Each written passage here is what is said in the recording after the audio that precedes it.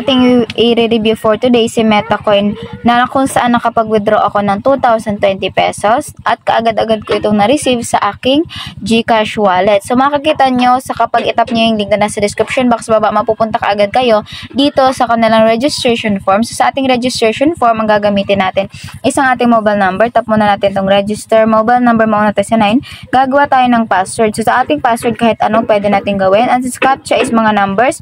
So withdrawal password is puro number lang talaga yung pwede nating ilagay dyan. And then register lang tayo and then makakapasok na tayo sa kanilang platform. At makikita natin na may matatanggap tayo na registration bonus.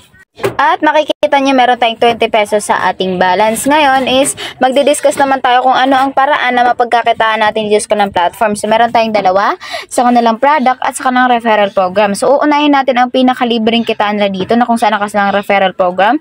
So sa kanilang referral program, ang kailangan mo lang gawin is mag-share ng iyong link. Copy mo lang yan.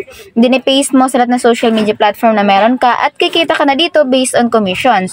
So sa commissions nila dito is 28.1111 or 28 sa level 1, 1% sa level 2, 1% sa level 3, 1% sa level 4, and 1% sa level 5. And then additional pa dyan, meron ka matatanggap daw na 20 pesos bonus per valid invite. So sa level 1 mo yan.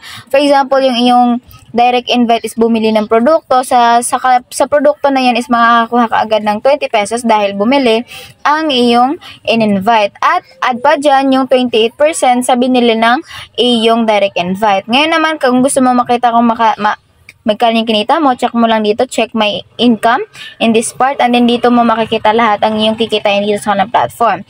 Ngayon, dito talaga sa referral program, marirecommend ko na dito kayo magmalakasan kasi unlimited earnings ito at hindi ka maglalabas na puhunan.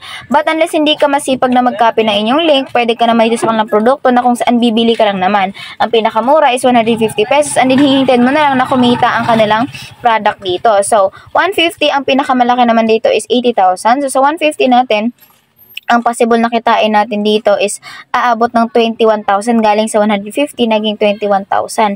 And then cycles niya is 500 days. So ang profit natin is 24 hours. So for example, bumili tayo for today, ang daily income natin na 42 pesos dito is bukas pa natin matatanggap same time na kung kailan natin siya binili.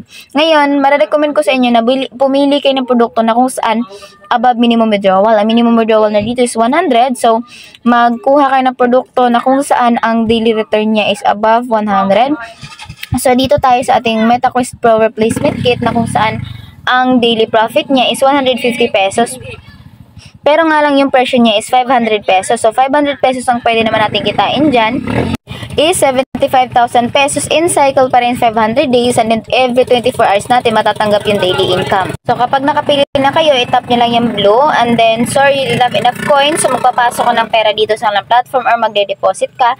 Minimum deposit 150 and then kung magkano yung amount na pinili mo ka na sa produkto, so sisiguruduhin mong mabili mo. So 500 yung napili ko, so 500 din yung ipapasok ko. So pag natap na natin yung deposit, mapupunta tayo sa ating GCash sending form na kung saan magbibigay sila ng number nila and then magsisend ka dun sa number na binigay nila ng amount na pinili mo dito. For example, 500, magsisend ka ng 500 and then after that is screenshot mo na nakapag-send ka na, babalik ka dito sa kanilang platform at hanapin mo lang ang payment method.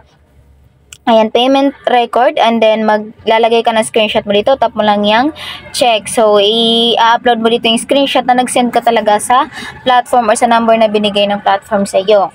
At kapag kumikita ka na, ang iyong order is mapupunta na dito. Kapag nabili mo na ang produkto, mapupunta na dito. And magkakount siya day by day na kinikita mo dito or daily profit. Ngayon naman kapag meron ka ng kinita dito, pwede ka na mag-withdraw. Pero ang kailangan natin munang gawin is mag-bind ng ating bank information. Una tayo dito sa ating may bank info.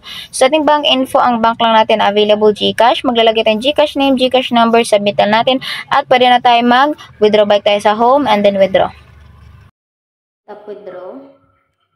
Then, lagay ng amount na i-withdraw, 2,020. And then, yung withdrawal password na ginawa natin kanina. And then, withdraw lang natin. Withdrawals are being processed. Please be patient. So, pending na yung ating withdrawal.